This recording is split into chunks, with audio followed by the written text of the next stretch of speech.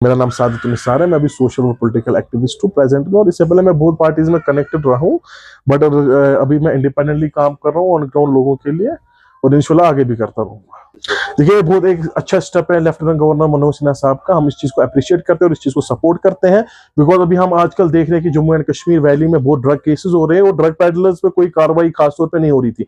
But lieutenant governor साहब ने जो परसों ये नशा मुक्त अभियान का अनाउंस किया, इससे मैं इस चीज को पूरा अप्रिशिएट और पूरा सपोर्ट टुवर्ड्स लेफ्टिनेंट गवर्नर साहब को दे रहा हूँ, क्योंकि हमारा यूथ यहाँ का खराब हो रहा था, हमारा जम्मू एंड कश्मीर का यूथ खोखला हो रहा था।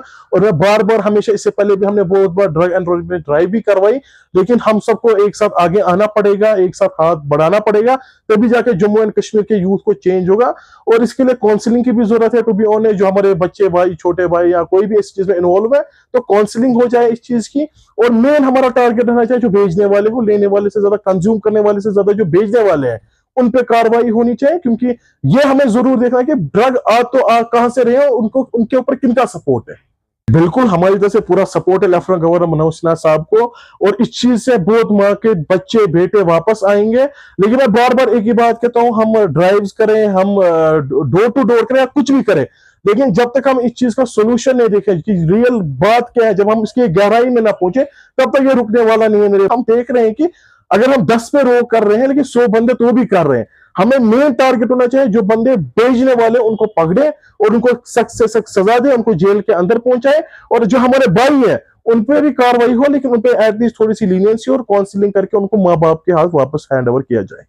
अरे महराज मलिक हमारा भाई जैसा है, बहुत अच्छा काम कर रहा है। मैं उसके काम को पहले से डे फर्स्ट से अप्रिशिएट कर रहा हूँ। अभी अभी अगर कोई असेंबली में कोई बंदे कश्मीर के, जम्मू एंड कश्मीर के मसलों को उठा रहे हैं, उनमें से महराज मलिक भी एक बंदा है। कुछ ही चुने हुए बंदे हैं जो अभी जम्मू एंड कश्मीर के प्रेजेंट सिचुएशन पे बात कर रहे हैं। और महराज मलिक जी का वापस आना है कश्मीर, जम्मू एंड कश्मीर के लिए बहुत बड़ी बात है। और महराज मलिक से मैं यही कहूंगा कि वो अपना काम करते रहे। लोगों का काम है बोला, और बहुत लोग उसको टॉर्ट भी करें कि उसकी जबान सही नहीं है, लेकिन ये भी बात सही है, जब हमारे जो एडमिनिस्ट्रेशन हो या जो हमारे अपने लोग हो, जो सरकार में बैठ के गलत काम करे, तो उस पर कार्रवाई होनी चाहिए। महराज मलिक जी ने सही किया। अब महराज मलिक जी की वापसी हुई है, तो मैं उनको ऑल द बेस्ट कर रहा हूँ। वो अपना काम डोडा का, जो वो अभी एमएलए, प्रेजेंट सिटिंग एमएलए, डोडा के लिए डेवलपमेंट करे, डोडा के यूथ के लिए जॉब्स फराहम करे, और इंशाल्लाह आने वाले वक्त में जम्मू एंड कश्मीर को, जम्मू एंड कश्मीर के यूथ को उन पर बहुत भरोसा है। प्रेजेंट एनसी ने मेरे भाई खोखली हो चुकी है। मैं ये समझ नहीं आ रहा है कि हम बंदों ने अगर वोट दिया है नेशनल कॉन्फ्रेंस को, तो दिया है क्यों। मैं पहले एक पॉइंट कर रहा हूं कि नेशनल कॉन्फ्रेंस से पहले ही 5 मैनिफेस्टो थे जिन पे उन्होंने बोला था हम काम करेंगे। मेरे भाई, आप सहाफत की दुनिया से हैं, आप मुझे बोले एक मैनिफेस्टो जो उन्होंने अभी तक किया हो। बट द पॉइंट इज कि हम नेशनल, उमर साहब अभी भी, मतलब वो अभी भी हम लोगों को मैनिपुलेट कर रहे हैं, हम लोगों को अभी भी वो मतलब बोले तो व्हाट इज दैट। मैं कह रहा हूं हमारा यूथ की नौकरियां कहां है, हमारी जो यूथ की वादा दिया था कि यूथ को हम एम्प्लॉयमेंट देंगे, कहां है वो, स्टेटहुड कहां है, 35 कहां है मेरे भाई ये सब। लेकिन द पॉइंट इज कि हम देखो, हम कश्मीर में प्रॉब्लम है, हम हर बार उस इंसान को साथ देते हैं जो हमें उल्टा फिर लटकाते हैं। लेकिन उमर साहब को हमने इसलिए सपोर्ट उस टाइम किया, मैंने नहीं, जिसने भी वोट डाल के उनको फुल मैंडेट से यहाँ पे नेशनल कॉन्फ्रेंस की सरकार बनी, वो इसलिए बनी कि सब लोगों ने भाई अपना है, ये काम करेगा, ये लोगों के हित में काम करेगा। ना गैस सिलेंडर्स है, ना एम्प्लॉयमेंट है, ना बेरोजगार बच्चों को 7,000 महीने है, ना स्टेटहुड है, कुछ नहीं है। और अभी भी वो उमर साहब कहते हैं अभी तो हमारे पास 5 साल है। व्हाट इज दैट, 5 साल है, दैट डजंट मीन कि वो 4.5 साल के बाद 2-3 कानून लागू करके फिर उसी पे और अपनी रोटी सेके अपनी सरकार बनाए। That is not a thing. लोगों ने वोट डाला डे फर्स्ट से। हम चाहते हैं रिजल्ट। मैं ये मानता हूं कि हर चीज एक साथ नहीं हो सकती है, लेकिन स्टेप बाय स्टेप कुछ होना चाहिए ना। 1.5 साल में क्या हुआ है, यहाँ का यूथ हमारे ड्रग में इन्वॉल्वमेंट ही है बिकॉज ऑफ अनएम्प्लॉयमेंट।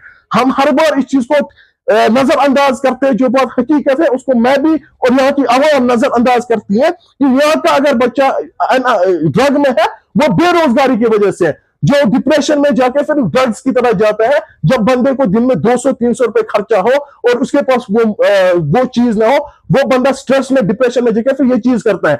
और मैं कह रहा हूं कि मैं उमर अब्दुल्ला साहब को आपके माध्यम से, आपके चैनल के माध्यम से पैगाम दे रहा हूं, उमर साहब, यहाँ की आवाम, यहाँ का यूथ आपके आगे हाथ जोड़ रहा है। अब तो यहाँ के लोगों के लिए कुछ करो, बिकॉज हम लोग कब तक रोते रहे, खून के आंसू रो रहे हैं यहाँ की आवाम। और हमेशा उमर साहब तस से मस नहीं हो रहे। वो अभी भी कह रहे हैं कि मुझे 5 साल है। अगर आपको 5 साल है तो आप अभी कुर्सी से रिजिग्नेशन दीजिए, अगले चुनाव में आइए। मैं आपको एक चीज दावा कर रहा हूं कि आपको यहाँ पे एक कॉन्स्टिट्यूंसी से भी ये एमएलए नहीं निकलेगा, बिकॉज यहाँ का अवाम अब चेंज चाह रहा है, चाहे वो कोई भी चेंज हो। और महराज मलिक साहब पे मैं आ रहा हूं, महराज मलिक साहब ने एक अच्छी बात परसों बोली थी कि यहाँ के हर यूथ को बाहर आके मेन स्ट्रीम पॉलिटिक्स में आना पड़ेगा अगर यहाँ पे जम्मू एंड कश्मीर में हमें चेंज चाहिए, अगर हमें जम्मू एंड कश्मीर को नया जम्मू एंड कश्मीर बनाना है। और देखो कबाब शबाब दुबई ऑस्ट्रेलिया ये सब लोग कर रहे हैं, उमर साहब भी कर रहे हैं, लेकिन जब यहाँ का एक जमीन से जुड़ा हुआ बंदा आएगा वो लोगों के हित में काम करेगा, जो गरीब बंदा आएगा वो लोगों का दर्द समझेगा। जो उमर साहब अभी भी अपने बच्चों को प्रमोट कर रहे हैं, अपने बच्चों को अभी लॉन्च कर रहे हैं, और उनको पता है कि मैं ये करके 4.5 साल के बाद 2-3 कानून लागू करके लोगों को गुमराह करके और आऊंगा, वो सी गलत फहमी है। मैं आपके माध्यम से यहाँ के अवाम, यहाँ के यूथ को बोल रहा हूँ, प्लीज अभी टाइम आप मेन स्ट्रीम पॉलिटिक्स में आ जाइए,